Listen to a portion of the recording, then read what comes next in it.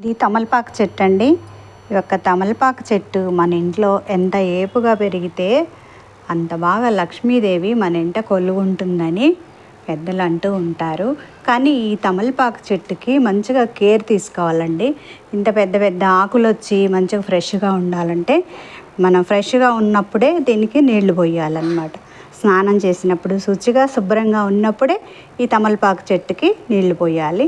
అన్నప్పుడల్లా ఈ ఆకులు ముట్టుకోకూడదు. ఈ తమలపాకుల్ని చెట్టుకి కూడా నీళ్లు పోయకూడదండి. చూడండి ఎంత బాగుందో ఆకు.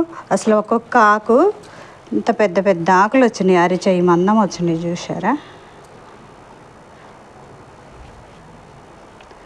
శుభ్రంగా ఉన్నప్పుడే ఈ ఆకులన్నీ మనం ఈ విధంగా కట్ చేసుకోవాలి.